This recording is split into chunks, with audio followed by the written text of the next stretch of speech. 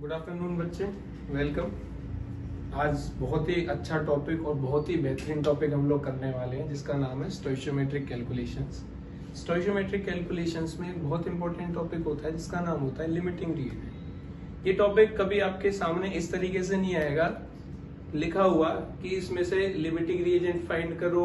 वो जो टॉपिक है वो छुपा हुआ है, अंदर छिपा रहता है, लेकिन उसे सॉल्व करना बहुत जरूरी है, उसे सीखना बहुत जरूरी है। बिना उसे सीखे आप लोग कहीं ना कहीं दुविधा में पड़ जाएंगे और टॉपिक बहुत काफी इजी है। तो चलिए आज से स्टार्ट करते हैं हमारा पहला टॉपिक स्टोइशियोमेट्रिक कैलकुलेशंस। और स्टोइशियोमेट्रिक कैलकुलेशंस में आप लोगों का लिमिटिंग रिएजेंट। जरा मैं बता दूं स्टोइशियोमेट्रिक का मतलब क्या है। स्टोइशियो माने मीनिंग होता है एलिमेंट और मैट्रिक मतलब होता है मेजर। बहुत ही बेहतरीन टॉपिक है, एक बार में आ जाता है, लेकिन अगर दिमाग से स्किप हो गया तो बार बार रिपीटेड गलतियां होती रहती हैं और समझ नहीं आता है। जरा इधर देखें, स्टोइशियोमेट्रिक कैलकुलेशंस का मीनिंग क्या है। एक्चुअल में जब भी कोई एक रिएक्शन लिखा होता है तो कुछ रिएक्शन ऐसे लिखे होंगे A + B gives C, कई जगह लिखा होगा 2A + 3B gives 3C। इस तरीके से रिएक्शंस जो लिखे रहते हैं एक्चुअल में उन चीजों का मीनिंग क्या है, वो एक्चुअल में है क्या। ऐसे कैसे लिख दिया A + B C लिख दिया, यहाँ 2A + 3B + 3C लिख दिया, कैसे लिख दिया, इस बात को कैसे समझे। आप लोगों को इस बात को समझने के लिए इससे पहले आप दो चीज पढ़कर आ चुके होते हो, जरा वो बातें क्या है वो अच्छे से समझ लेते हैं। उन दो बातों को भी बेस लेकर चलेंगे। जो बच्चे कंफ्यूज होते हैं क्वेश्चन करने में, वो कहाँ कंफ्यूज होते हैं, वो क्या है, वो क्या लगाकर चलते हैं, वो law of conservation of mass लगाकर चलते हैं। ये लॉ क्या कहता है, जितना अमाउंट में आपके रिएक्टेंट हैं, अगर अमाउंट रिएक्टेंट मान लो 10 + 10 दो अमाउंट है ग्राम्स में, और ये कंप्लीटली रिएक्ट हो जाते हैं तो ये क्या देता है 20 ग्राम देगा, प्रोडक्ट देगा। दूसरा लॉ क्या है, डेल्टन एटॉमिक थ्योरी का थर्ड पॉइंट, वो पॉइंट क्या है, जितने number of atoms in reactant side उतने ही number of atoms in product side. जितने नंबर ऑफ एटम रिएक्टेंट में होंगे उतने नंबर ऑफ एटम क्या है प्रोडक्ट में होंगे। हो सकता है कि उनका कंपोजिशन बदल जाए, जिस फॉर्म में वो यहाँ थे वो किसी और फॉर्म में कन्वर्ट हो जाएं, लेकिन नंबर क्या रहेगा, बराबर रहेगा। एग्जांपल देता हूं, H2 + O2 will gives H2O। Hydrogen plus oxygen क्या देगा, हाइड्रोजन प्लस ऑक्सीजन देगा वाटर। जरा इधर देखें, यहाँ पर हाइड्रोजन के कितने मॉलिक्यूल हैं 2, ऑक्सीजन के कितने मॉलिक्यूल हैं 2, और यहाँ पर हाइड्रोजन के कितने मॉलिक्यूल हैं 2 और ऑक्सीजन के कितने मॉलिक्यूल हैं 1। तो हमने क्या बोला, number of atom in reactant will be equal to the number of atom in products. तो लेकिन यहाँ पर तो ये बात बैठ ही नहीं रही है। तो यहीं से आप लोगों का एक 10th क्लास का टॉपिक आता है, वो क्या होता है, केमिकल बैलेंस इक्वेशन। और यहीं से एक और टॉपिक आएगा, वो क्या है, लिमिटिंग रिएजेंट। क्या टॉपिक है, लिमिटिंग रिएजेंट।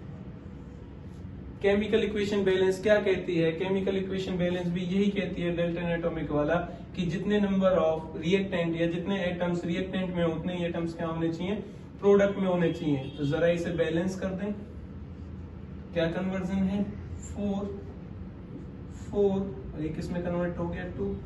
तो लेफ्ट हैंड साइड किसके बराबर हो गई है, राइट हैंड साइड के बराबर हो गई है।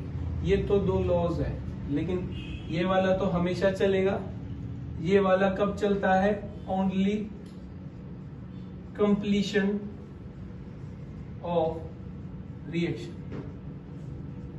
उन रिएक्शन में जिनमें रिएक्टेंट 100% प्रोडक्ट में कन्वर्ट हो जाता है, और ये भी कब चलता है, जब आपके दो रिएक्टेंट किसी एक प्रोडक्ट में कन्वर्ट हो रहे हैं, तब आपका law of conservation of mass चलता है।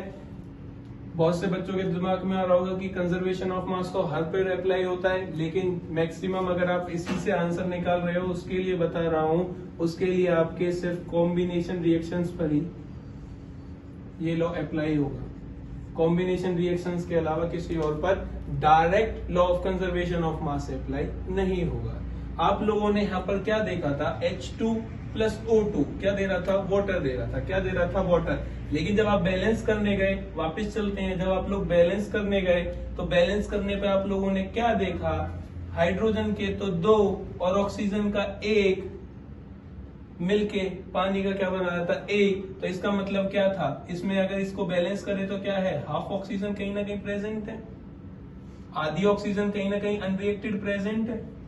तो जरा आओ इसी चीजों से देखते हैं कि लिमिटिंग रिएजेंट क्या होता है।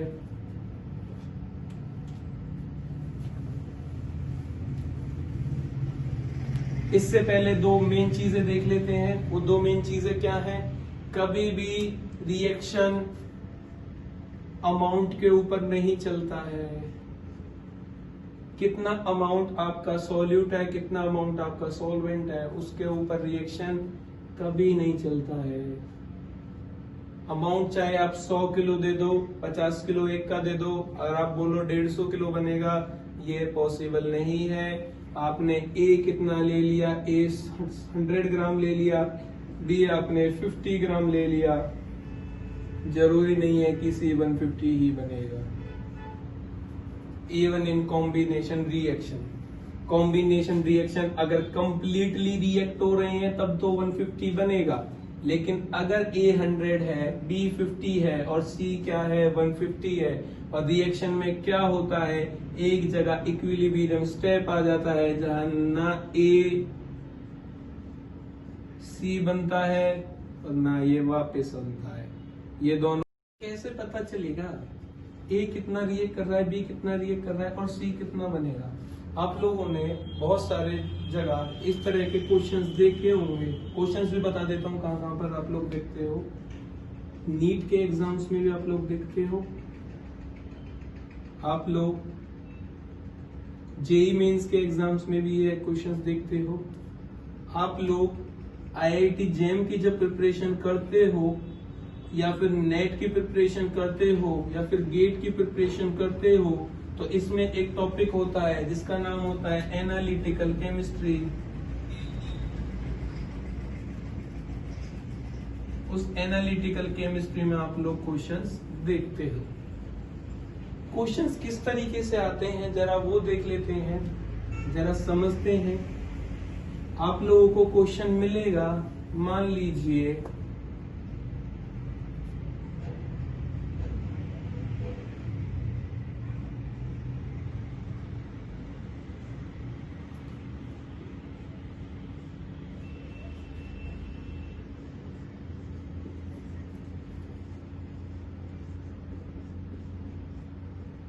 इस तरीके से आपको एक इक्वेशन गिवन होगी।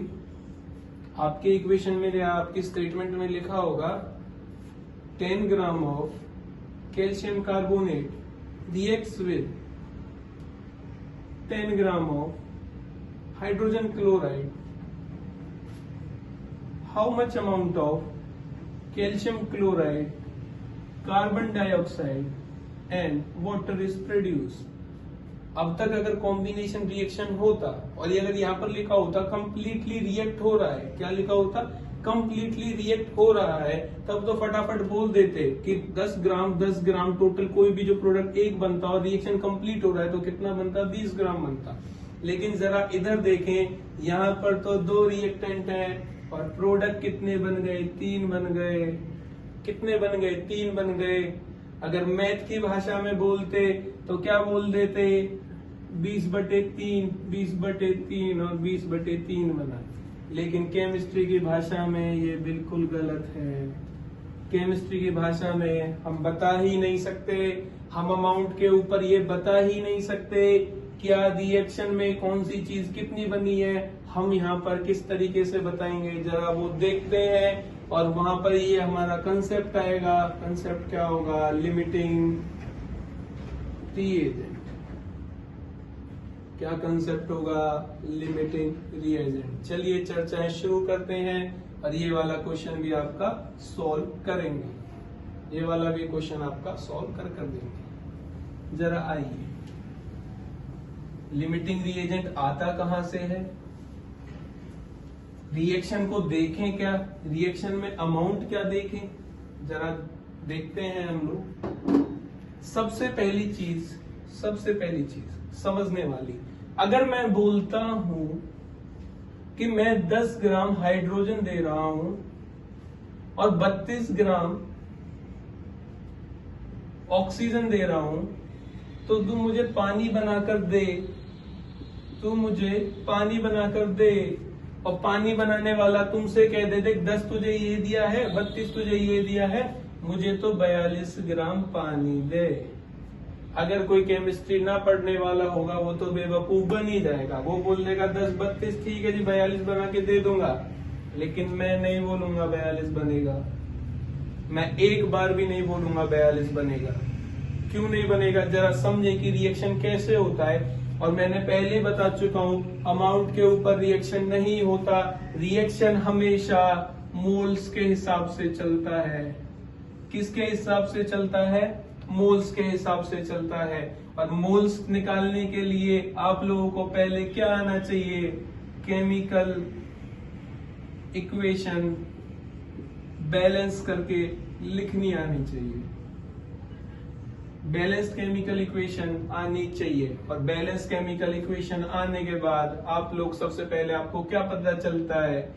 अगर H2 प्लस O2 पानी दे रही है तो जरा देखें लेफ्ट हैंड साइड में कितने हैं और राइट हैंड साइड में कितने हैं। पहले भी मैं बता चुका हूं, यहां पर इस तरीके से क्या हो जाएगी? बैलेंस। अब जब ये इक्वेशन बैलेंस हो चुकी है तो इस इक्वेशन का क्या मतलब है? इस इक्वेशन का मतलब है 2 मोल हाइड्रोजन के 1 मोल ऑक्सीजन के साथ रिएक्ट करके 2 मोल पानी बना रहा है। अब जो ये 2 मोल 1 मोल लिखा है, इसका एक्चुअल मतलब क्या है? अगर हमारे पास 1 मोल हाइड्रोजन का है तो उसके साथ 0.5 मोल हमें ऑक्सीजन का चाहिए, जिससे हम लोग 1 मोल पानी बना सकते हैं। और अभी हमें क्या देखना है? अभी हमें देखना है कि 10 ग्राम में कितने मोल है और 32 ग्राम में कितने मोल है। और यहाँ से हमें क्या समझ आता है? यहाँ से हमें समझ मोल्स का आया और यहाँ से हमारा कंसेप्ट आता है लिमिटिंग रिएजेंट। लिमिटिंग रिएजेंट का मतलब क्या है? अगर आपने बॉक्स में, मैं बताता हूं, अगर आपको A प्लस 2B C बना रहे हैं तो कहने का मतलब 1 मोल A का 2 मोल B के 1 मोल C बना रहा है। और अगर मैं बोलता हूं आपके पास A जो अमाउंट है उसका X और B का अमाउंट है Y, और यहाँ पर आपके जो मोल्स हैं A के वो 10 हैं और जो B के मोल्स हैं वो आपके यहाँ पर 30 हैं। कितने मोल्स हैं जी? 30। A के 10, B के कितने हैं? 30। तो जरा देखें, अगर इस तरीके से देखें यूनिटरी मेथड से, अगर हमारा क्या है 1 मोल के साथ 2 मोल का यूज हो रहा है तो 10 मोल के साथ कितने मोल्स का यूज होगा? 20 मोल का यूज होगा। इसके बाद क्या होगा इस बॉक्स में? इसके बाद क्या होगा?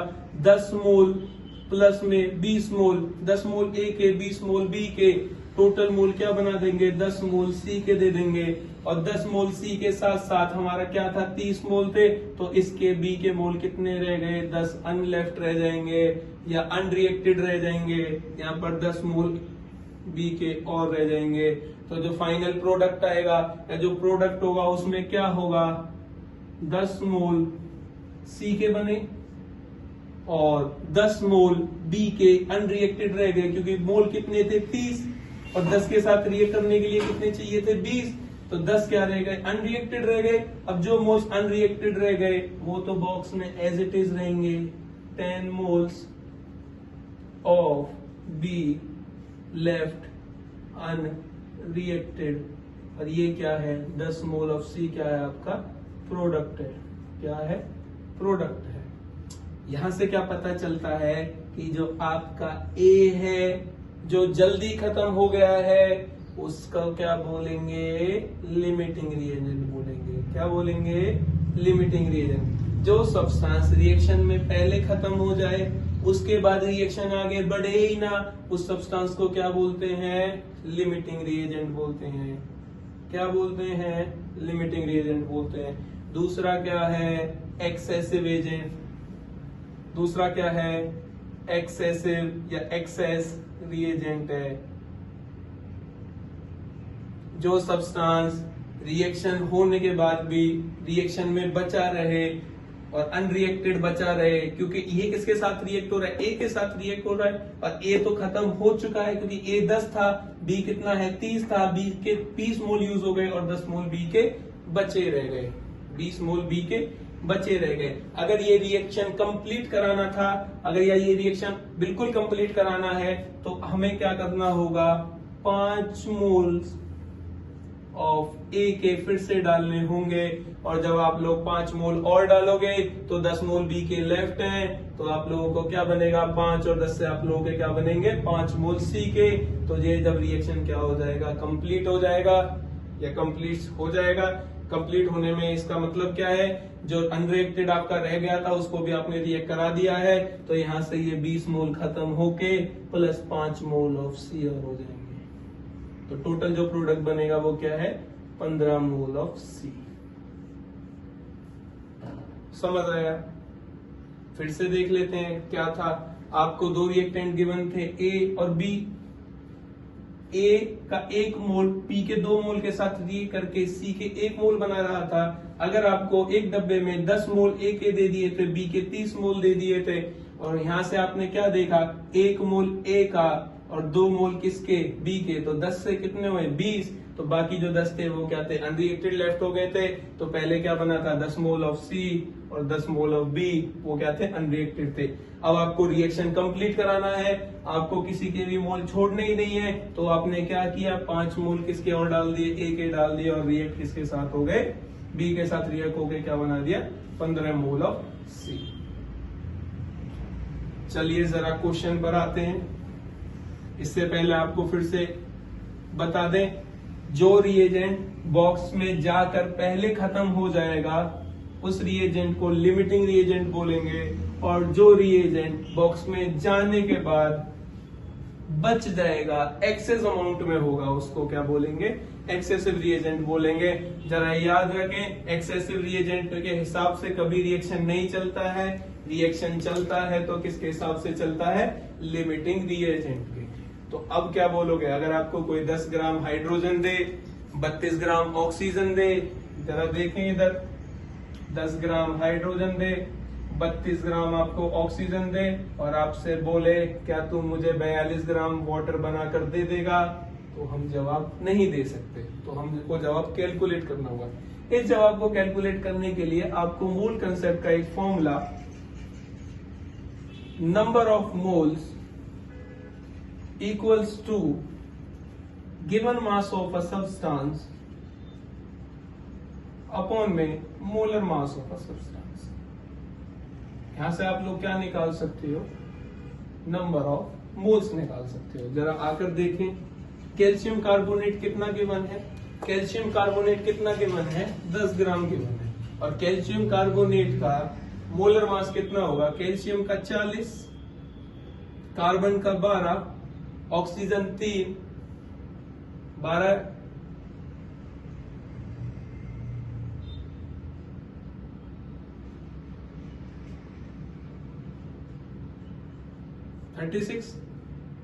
तो कितना वेट आ जाएगा, 2, 6, 8, 3 और 1 4 और 1 4, 88।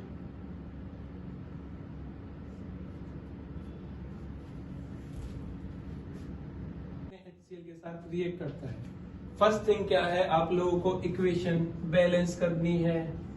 क्या करना है? इक्वेशन बैलेंस करना है। तो इक्वेशन बैलेंस करने के लिए कैल्शियम 1, कार्बन 1, ऑक्सीजन 3, 2 और 1 ऑक्सीजन 3, हाइड्रोजन कितने? 2, हाइड्रोजन 1, क्लोरीन कितना? 2। तो क्या करेंगे? 2HCl। यहां से हमें क्या पता चलेगा? यहां से हमें एक बहुत छोटी सी बात पता चलेगी। वो क्या बात है? 1 मोल कैल्शियम कार्बोनेट आपके 2 मोल HCl के साथ रिएक्ट करता है और क्या बना रहा है? 1 मोल कैल्शियम क्लोराइड बना रहा है, 1 मोल कार्बन डाइऑक्साइड बना रहा है, 1 मोल हाइड्रोजन बना रहा है। जरा इधर देखें, पहले देखते हैं कि 10 ग्राम के अंदर कितने कैल्शियम कार्बोनेट के मोल हैं और 10 ग्राम के अंदर कितने HCl के मोल्स हैं। तो मोल्स के लिए क्या फॉर्मूला है? Number of moles equals to given mass upon molar mass. और कैल्शियम कार्बोनेट का मोलर मास कितना होता है? कैल्शियम कार्बोनेट का मोलर मास 40, कार्बन का 12, ऑक्सीजन का 16, तो 48, कितना हो गया? 100। और मोलर मास है तो किस में आएगा? आप लोगों को इधर गिवन मास किस में है? ग्राम्स में। और मोलर मास किस में होता है? ग्राम मोल इनवर्स। किस में होता है? ग्राम मोल इनवर्स। 100 ग्राम मोल इनवर्स। HCl का देखें, हाइड्रोजन का 1, क्लोरीन का एवरेज एटॉमिक मास 35.5, तो कितना हुआ? 36.5। नंबर ऑफ मोल्स कैलकुलेट करते हैं। कैल्शियम के कितने मोल आए हैं? कैल्शियम के मोल का है 10/100। ये किसके मोल है? कैल्शियम कार्बोनेट के मोल है। HCl के मोल कितने हैं? 10/36.5। सिंपल सी कैलकुलेशन है, सिंपल सी कैलकुलेशन है। 0.1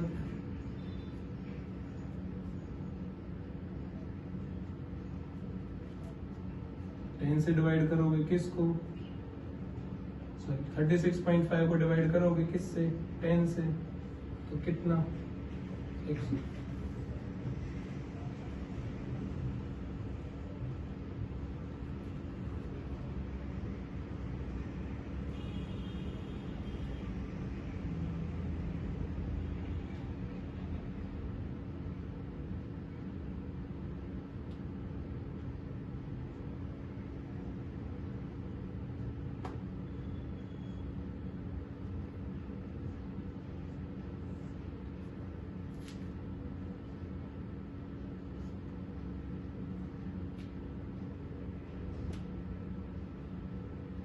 कैलकुलेशन छोटे करने के लिए सिर्फ 0.2 ले लेते हैं, सिर्फ 0.2 ले लेते हैं।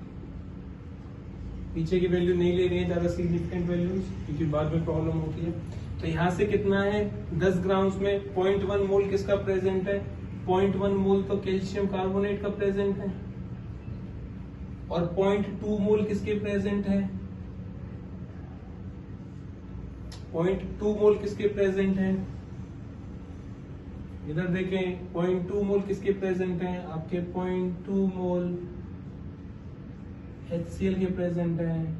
कितने प्रेजेंट है? 0.2 मोल। जरा आए इक्वेशन के ऊपर, इक्वेशन के ऊपर आए। अब देखें इधर इक्वेशन में क्या लिखा है? 10 ग्राम्स के अंदर मोल्स कितने हैं? 0.1। और HCl के कितने पॉइंट हैं? लगभग 0.2 मानकर चलें। अब हमें कैसे पता चलेगा? इधर देखो, एक पॉइंट के साथ कितना रिएक्ट करना है? यहां से देखें, 1 मोल के साथ कितना रिएक्ट करना है? 2 मोल रिएक्ट करना है। 1 मोल के साथ कितना रिएक्ट करना है? 2 मोल करना है। अगर यहाँ पर ये X है, अगर आपका X mole of calcium carbonate react करेगा तो वो किसके साथ करेगा? X मोल कैल्शियम कार्बोनेट है, वो किसके साथ रिएक्ट करेगा? 2X मोल ऑफ HCl के साथ रिएक्ट करेगा। किसके साथ करेगा? 2 मोल्स ऑफ HCl के साथ रिएक्ट करेगा। किसके साथ रिएक्ट करेगा? 2 मोल्स ऑफ HCl के साथ करेगा। और इस तरीके से रिएक्शन में देखें, 0.1 तो 0.1 के लिए क्या चाहिएगा 2x, ये खुद कितना है 0.1, तो x की वैल्यू कितनी 0.1, 2x मतलब 0.2। तो यहाँ पर कोई भी लिमिटिंग रिएजेंट नहीं होगा, यहाँ पर कोई भी लिमिटिंग रिएजेंट नहीं होगा। आप इससे भी रिएक्शन हो सकता है, इससे भी कर सकता है।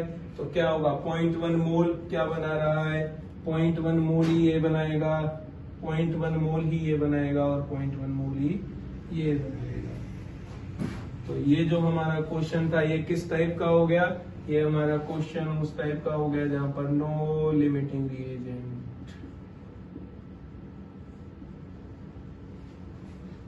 चलिए दूसरे क्वेश्चन पर चलते हैं। दूसरा क्वेश्चन क्या है,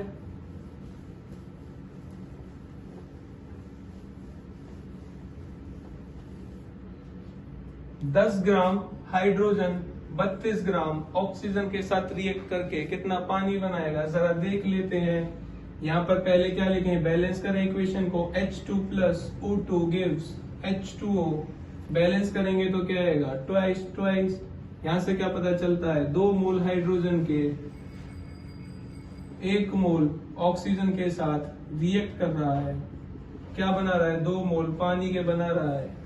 क्या गिवन है 10 ग्राम गिवन है, तो फटाफट क्या कर ले, मॉलिक्यूलर कितना होगा 2, इसका मॉलिक्यूलर कितना होगा 32। तो यहां से क्या आया 10/2, तो कितने मोल्स आए 5 मोल।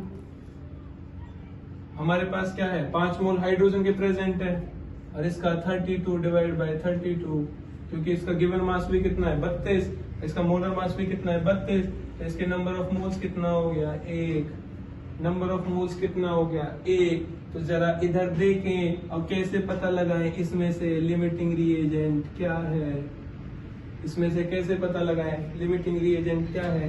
तो इधर देखें 2 मोल के साथ 1 मोल चाहिए, 2 मोल के साथ 1 मोल चाहिए, तो 5 मोल के साथ कितना चाहिएगा 2.5 मोल, 5 मोल के साथ कितना चाहिएगा 2.5 मोल। कैसे देखें, अगर ये x है तो आपको जो ऑक्सीजन चाहिए वो कितनी चाहिए x/2 चाहिए, कितनी चाहिए x/2 चाहिए, और x कितना आया है 5 मोल, और रिएक्शन कंप्लीट करवाने के लिए आपको क्या चाहिए 5/2 मानी कि 2.5 मोल ऑफ ऑक्सीजन चाहिए, लेकिन आपके पास कितना है 1 मोल है। तो लिमिटिंग रिएजेंट क्या है ऑक्सीजन है। ये उन बच्चों के लिए है जिनका मैथ तेज है, लेकिन जिन बच्चों का मैथ स्लो है उनके लिए मेरे पास और कुछ है। वो लोग एक और फॉर्मूले से लिमिटिंग रिएजेंट निकाल सकते हैं। वो फॉर्मूला क्या है, वो फॉर्मूला है number of moles.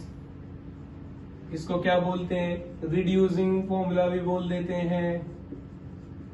Number of moles किसके, जो भी यहाँ पर है H2 अपॉन में स्टोइशियोमेट्री, अपॉन में स्टोइशियोमेट्री। नंबर ऑफ मोल्स कितने हैं 5, स्टोइशियोमेट्री कितनी है, अरे स्टोइशियोमेट्री कितनी है, स्टोइशियोमेट्री है 2, तो यहाँ कितना 2.5, और ऑक्सीजन के साथ क्या है नंबर ऑफ मोल क्या है 1 है, और स्टोइशियोमेट्री क्या है 1 है, तो यहाँ पर क्या 1। अब आपने रिड्यूस भी करके देख लिया, और रिड्यूस करके आपने क्या देखा 2.5 मोल आपका हाइड्रोजन है, 1 मोल आपका H2 है। तो कौन सी वैल्यू कम है, ऑक्सीजन की वैल्यू कम है, अरे ऑक्सीजन की वैल्यू कम है, तो ऑक्सीजन क्या है O2 इज लिमिटिंग रिएजेंट। ये तो हो गई लिमिटिंग रिएजेंट की बात। चलिए आगे चलते हैं, अब रिएक्शन प्रोसीड किस तरीके से होगा, रिएक्शन प्रोसीड किस तरीके से होगा।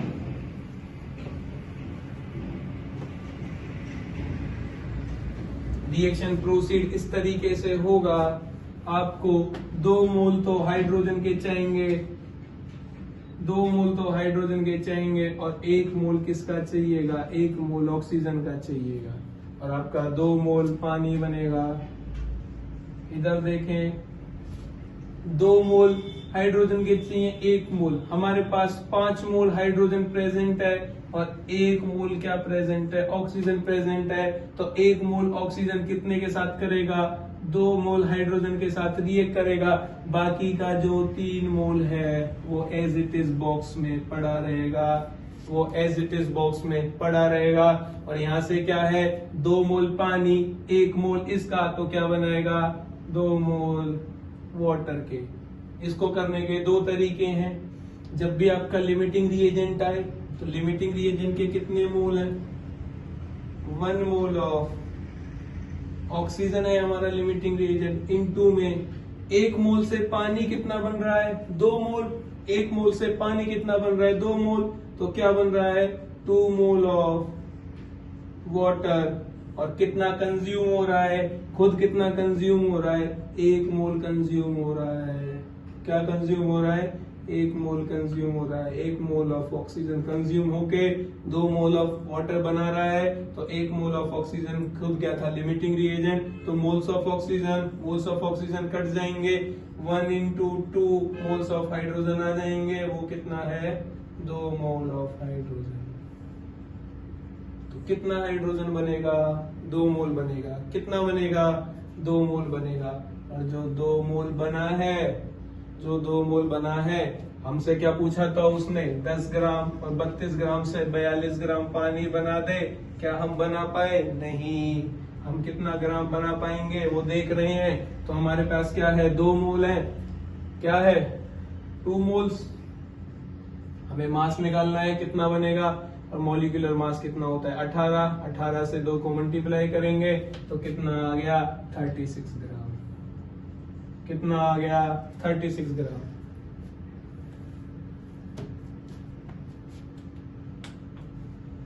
कितना आ गया बच्चों, 36 ग्राम आ गया।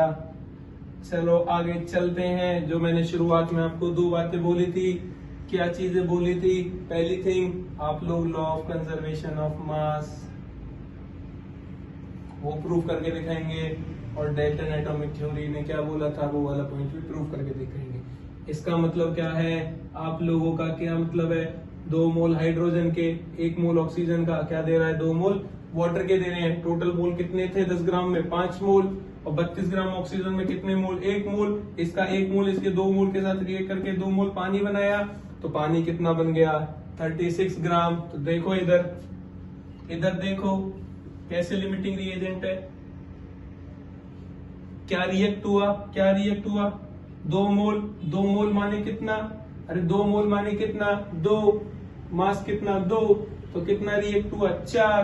कहने का मतलब 4 ग्राम हाइड्रोजन, 32 ग्राम ऑक्सीजन के साथ मिलकर 36 ग्राम पानी बनाया।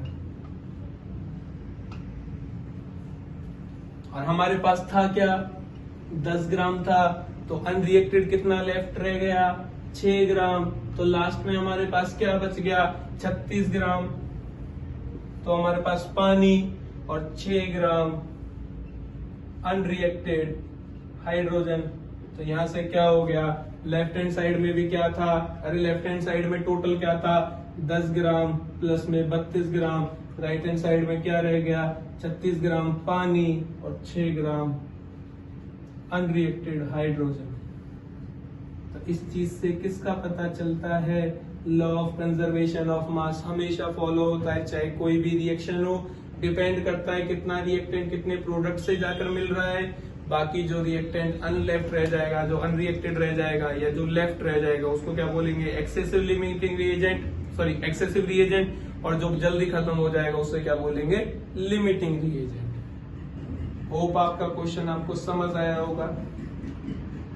एक और क्वेश्चन ट्राई करते हैं इसी टॉपिक पर, काफी अच्छा क्वेश्चन है।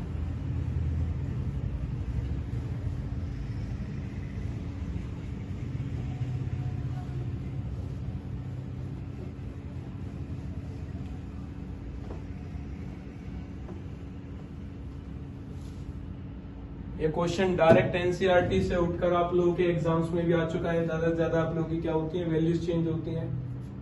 क्वेश्चन क्या है, 50 किलो आप लोगों का नाइट्रोजन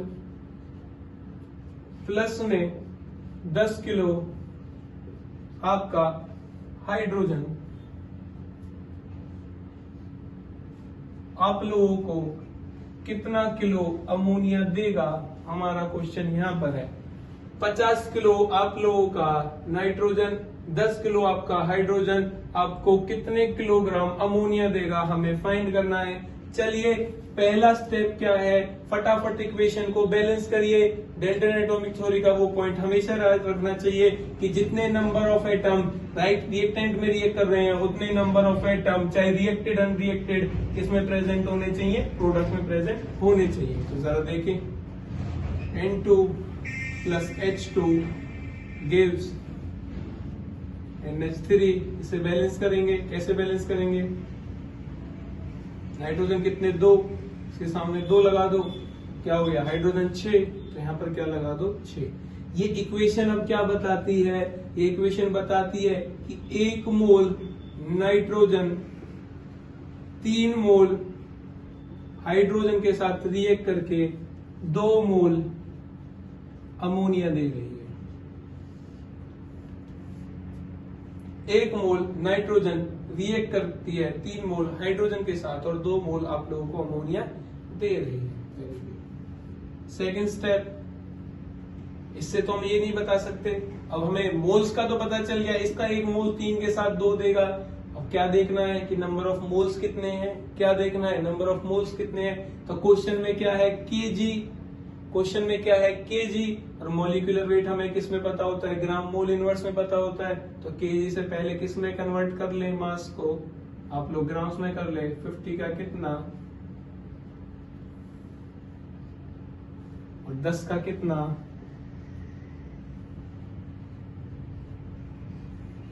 चलिए आइए, number of moles of nitrogen given कितना है, गिवन कितना है 50,000 ग्राम।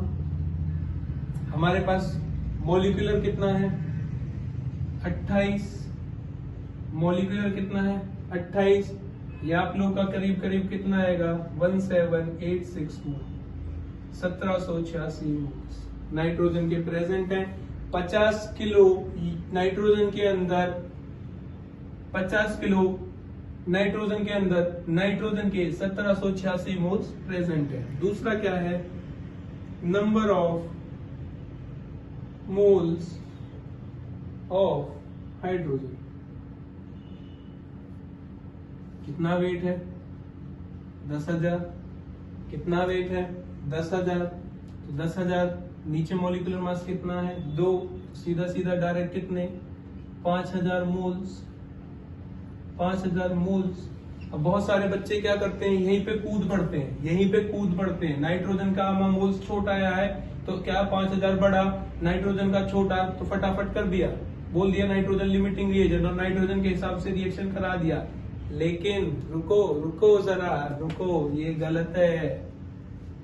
फिर से वापस आओ, 1 मोल नाइट्रोजन का 3 मोल हाइड्रोजन के साथ रिएक्ट कर रहा है, 1 मोल 3 मोल के साथ। अगर नाइट्रोजन 1786 मोल है तो कितने मोल हाइड्रोजन के चाहिए 3 इंटू 1786, 3 इंटू 1786, ये लगभग डायरेक्ट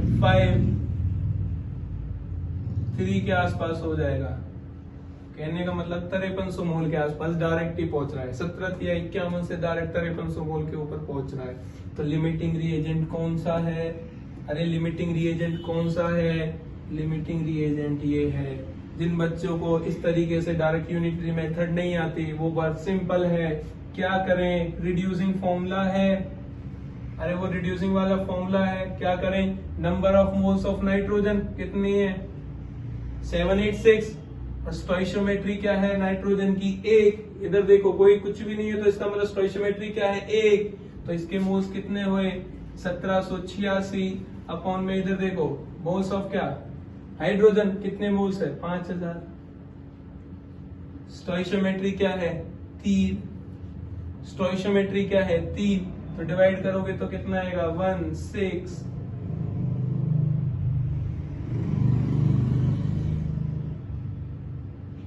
करीब करीब 1688 मोल आएगा। तो 1688 मोल, 1786 मोल कौन सा छोटा है?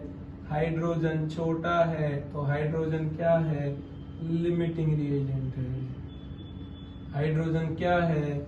लिमिटिंग रिएजेंट है। हाइड्रोजन क्या है? लिमिटिंग रिएजेंट है। तो हाइड्रोजन से कितने हाइड्रोजन के मोल? 1686 मोल चाहिए। एक मोल अगर इसे सबसे कम रेशियो में कर दें तो यहाँ पर क्या होगा? अगर इसके 1/3 मोल चाहिए तब इसका 1 मोल बने चाहिएगा, 1 मोल चाहिएगा, और प्रोडक्ट बनेगा वो कितना बनेगा? 1/2 मोल्स बनेगा। वो काफी यूनिटरी मेथड हो जाता है तो काफी डिफिकल्ट हो जाता है। हम सिंपल रखेंगे। हमारे पास सबसे कम नंबर मोल्स किसके हैं? इसके हैं। तो डायरेक्ट क्या करना है? 5000 मोल्स ऑफ H2 क्या बना रहे हैं? 3 मोल से क्या बन रहा है? 2 मोल। 3 मोल से क्या बन रहा है? 2 मोल। टोटल मोल्स कितने हैं? 5000। तो 2 मोल्स ऑफ अमोनिया बन रहा है। अपॉन में कंज्यूम कितना हो रहा है? कंज्यूम कितने हो रहे हैं? 3 मोल कंज्यूम हो रहे हैं। कितने मोल्स कंज्यूम हो रहे हैं? 3 मोल्स कंज्यूम हो रहे हैं। तो इधर देखो 3 moles of H2। Moles of H2 से मोल ऑफ H2 कैंसिल, और इससे डायरेक्ट वैल्यू ये वाली वैल्यू कैंसिल। कितनी आ जाएगी? लगभग कितनी आ जाएगी? 1688 का डबल करेंगे तो करीब करीब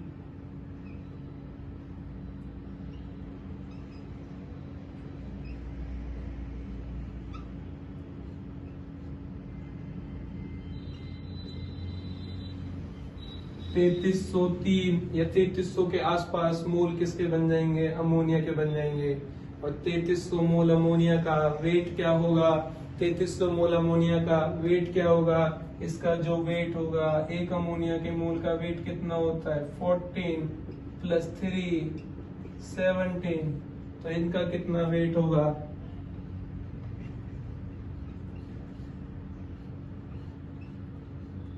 लगभग 56.1 kg।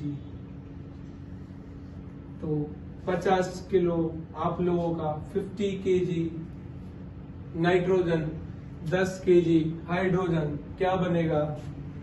अरे क्या बनेगा? 56.1 kg अमोनिया। होप आप सभी को समझ आया होगा। अब एक छोटा सा शॉर्टकट देखते हैं जो आप लोग पेपर में बहुत अच्छे तरीके से यूज कर सकते हैं। जरा इधर देखें। आपके पेपर में 3 तरह के क्वेश्चन आ सकते हैं। आपके पेपर में 3 तरह के क्वेश्चन आ सकते हैं। और वो 3 क्या तरह के क्वेश्चन होंगे? फटाफट देखें।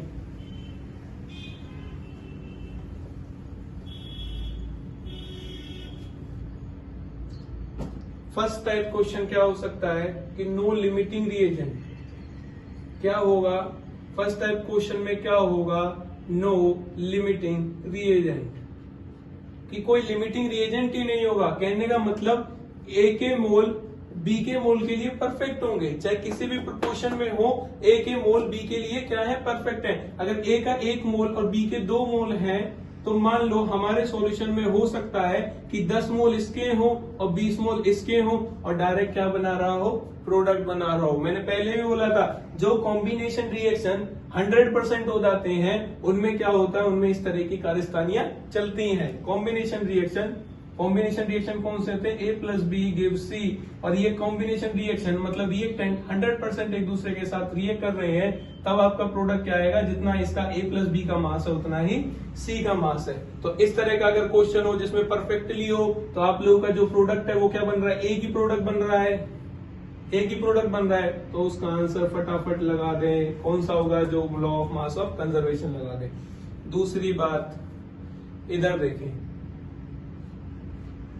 आप लोगों को क्या देखना है? ए का मास या ए का वेट और बी का वेट। जो आपके ए और जो बी का वेट होगा, और अगर आपका सिंगल ही प्रोडक्ट बन रहा है, तो आप लोग क्या देखें? अगर बी लिमिटिंग रिएजेंट है, जरा गौर से देखें, अगर बी लिमिटिंग रिएजेंट है तो जो आंसर आएगा वो आंसर करीब करीब क्या होगा? बी के वेट से हमेशा ज्यादा होगा।